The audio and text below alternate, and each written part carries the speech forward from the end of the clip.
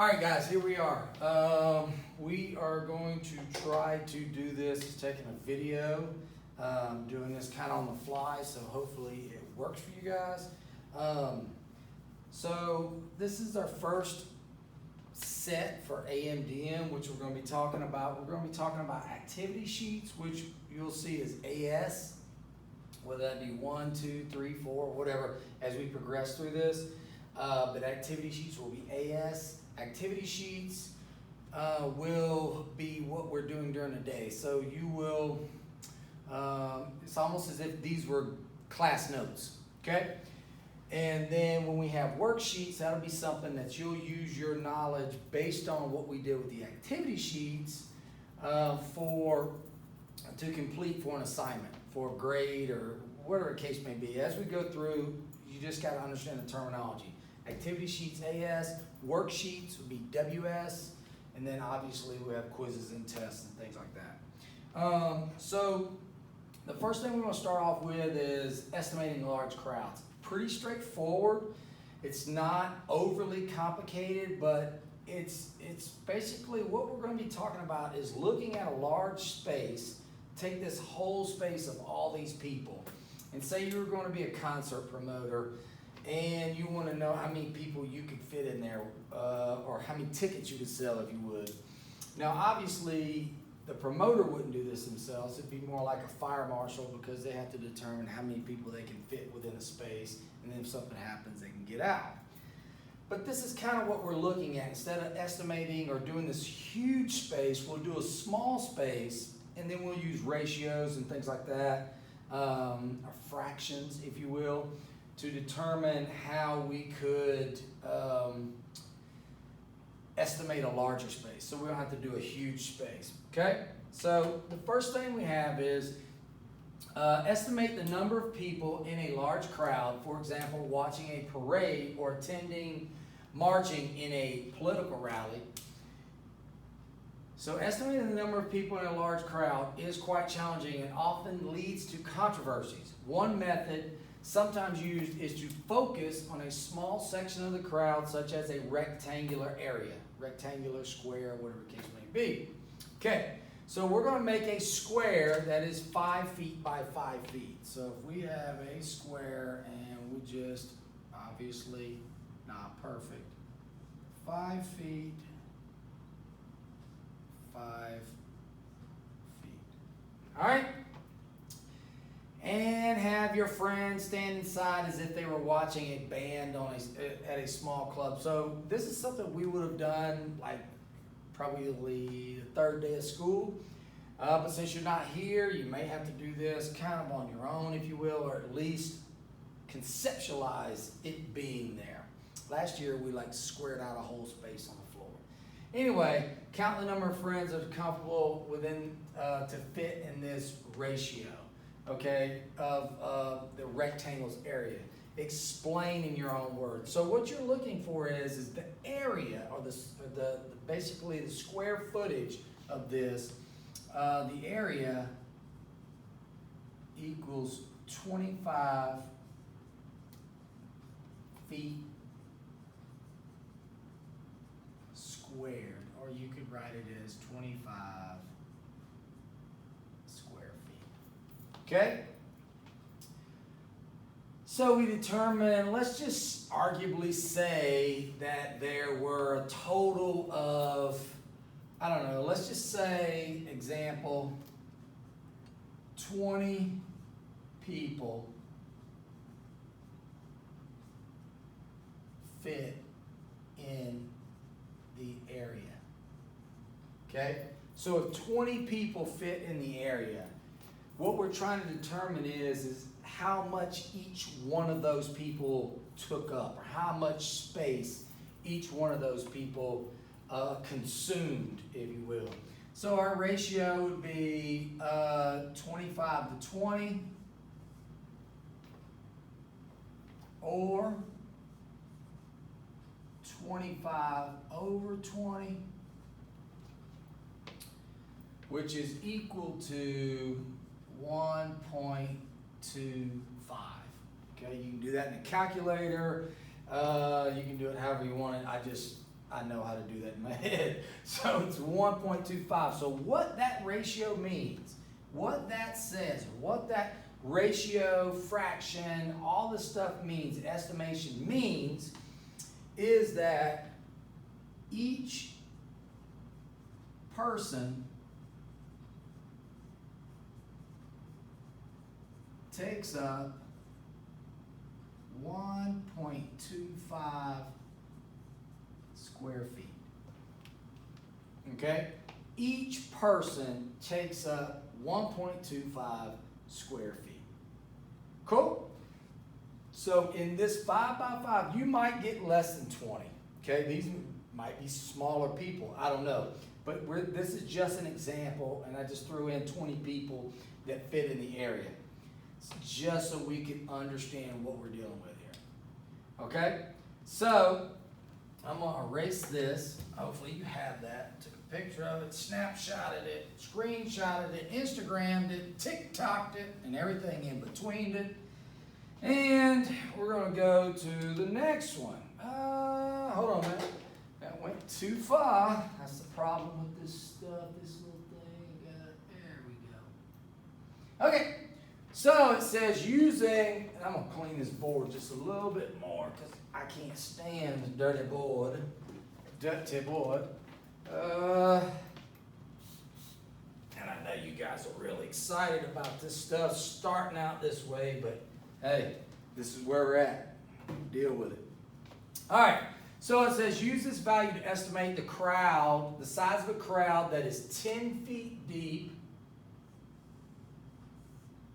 on both sides of a street 1 mile long, okay, of a parade route. Draw a picture. So I'm just gonna draw a picture. Looks like a sidewalk. Okay, we'll call this 10 feet, and this is 10 feet. This is a sidewalk. This is a sidewalk. Yep. And here's your parade down the middle. Okay? And it says 1 mile long. Well, 1 mile equals 5,280 feet. What you always want to use is the same unit of measurement. Since I have 10 feet, I also want to, as far as depth, I also want to use feet for length. I don't want to be using 10 feet in 1 mile. Can't do that. That's like saying, you know, I don't even know, pennies, cents, and nickels, and all that. You got to have the same type of stuff as far as what you're dealing with. Can't be using centimeters and millimeters all at the same time. So we'll call this 5,280 feet. This is also 5,280 feet. All right, so just like before, how we had the multiplication of trying to determine our box 5 by 5, we also want to determine this. So we'll say 5,280 times 10. Well, you just basically add a 0. So you have 52,800 feet squared for that. And for that. So that would mean that you would take your 5,200 and you'd have it twice. Bang, bang, bang. Because it's here as well. Which means you have a total of 100, 405.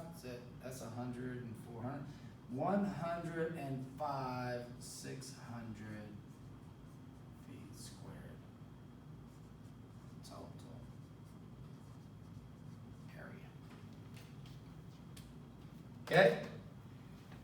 So there's multiple ways you can go about this. Once you know that my total area, this is 52,800 square feet, 52,800 square feet total. 105,600 square feet is my total area for what we're dealing with as far as how many people. Now up above, we determined that each person took up a total of 1.25 or 1.25 square feet.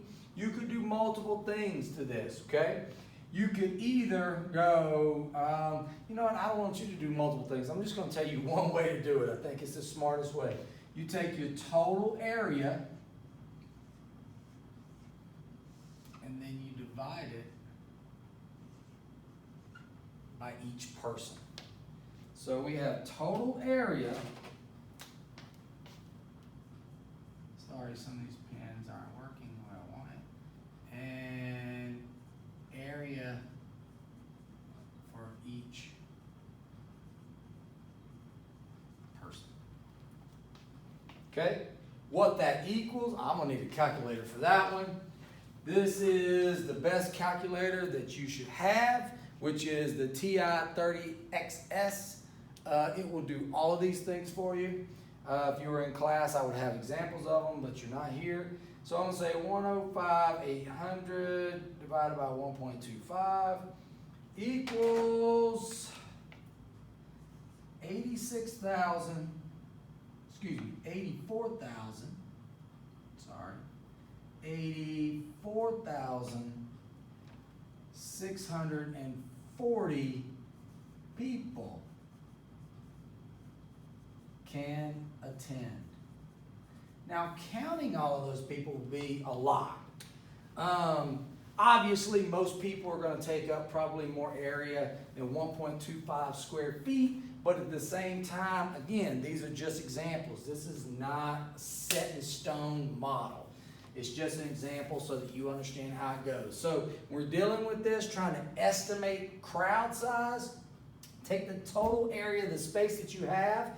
If it is a square, 5 times 5, that's easy. If it's a sidewalk, then you take the area of one sidewalk. If it said only one side, like in other words, say they were going to have this side blocked off for whatever reason. In other words, nobody can stand on this side.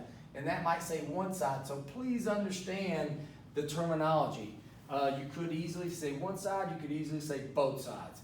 This could easily say 2 miles. If it was 2 miles, then it would be, you know, obviously 5,280 feet times 2, and so forth. So, I mean, you have to understand how to do it, but you also have to make sure that you're getting your figures correct. Also making sure that you're keeping your figures or your answers in one unit, which we're talking about feet.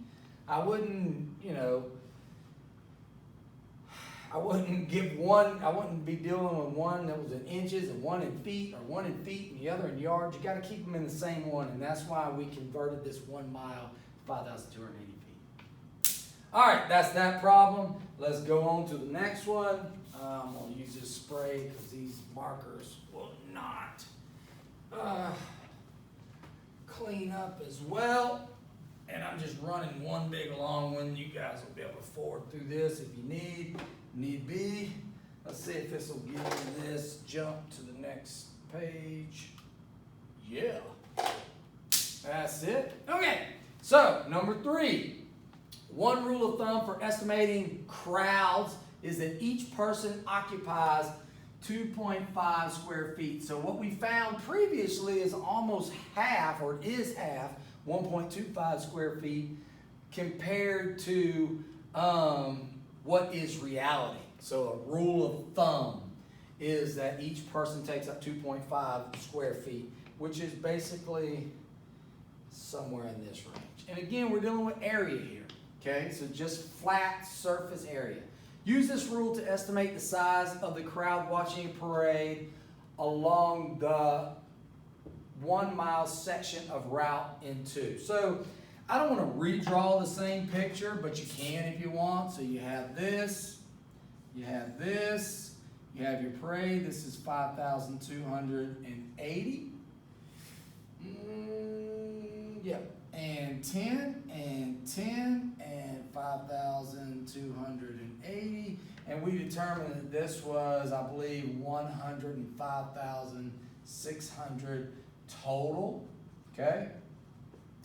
And then we determined that it was, when you divided that by 1.25, you had 84,640 people total space. Okay, that was from number 2, right? Yep. All right, so there's a couple different ways. Some of you guys have probably already figured out, well, heck, if I divided that by this, I mean, you could simply do it for number 3, it's the same space, and divide it by 2.5. So when you do divide that, oh shoot, I'm sorry, I had 105.8. What did I do that for? It's 105.6. Nobody said anything. Where y'all's at? I'm sorry. This was 480 people. Yeah. Hey, look at that. I screw up all the time, guys. I put an 8 in there. Happens. Deal with it. Okay, so this is number 2 is 84,480. So if you guys were out there screaming or whatever, yay. So when I do 105, like he's an idiot, divided by 2.5, so I should get 42,240, right? People. Actual people that can attend. Or if you recognize that this was half the space of the 2.5, then you could have easily done this and divided it by that 2. And you still would have got 42. However, your brain processes this stuff is cool by me. Again, going back to number 2, this is the answer for number 2. Let me write that clearly so we see it. It'd be 84,480. So if you guys were screaming at the screen, you idiot, that wasn't right, awesome job. If you weren't screaming at the screen, life goes on. You'll figure it out eventually. Hi.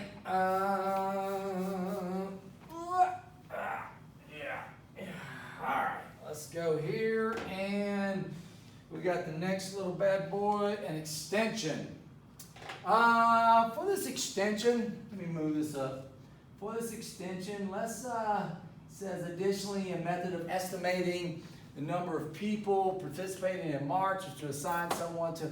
So let's talk about. I'm not going to read all this. You can read it. You got the thing. Hopefully, then multiply the number by however long. So at the end of the day, what this is looking at is we would have asked you guys, hey, I need you to stand by a door. But obviously, nobody can stand by a door now and have all these people passing, hence social distancing and whatnot. You could probably do it if you wanted to stand outside of a Walmart because there's still people flying in and out of that place. But I do want to show you what I have as the key for here.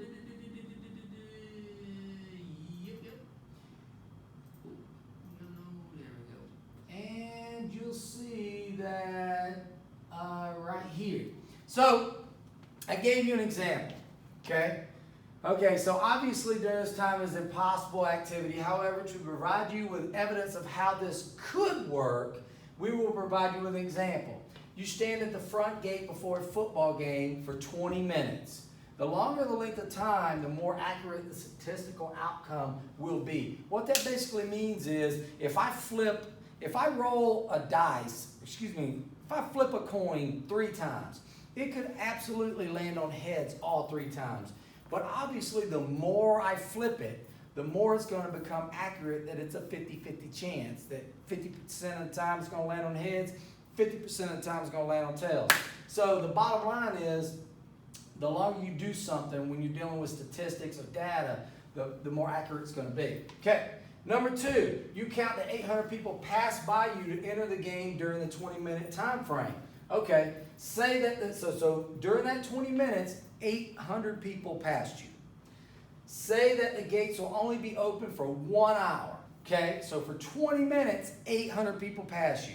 So instead of standing there for an entire hour and keep counting, we can use an estimation. Doesn't mean it's accurate, but it's an estimation. It gets us near what we have to do without having to do this totality of something. Okay? Since there are 3 20-minute time frames in 1 hour, so 20 minutes, 20 minutes is 40 minutes, 20 minutes is an hour. So there's 3 20-minute time frames in an hour period. You can multiply the people you counted for the one 20-minute period, which was 800, times the 3 time frames.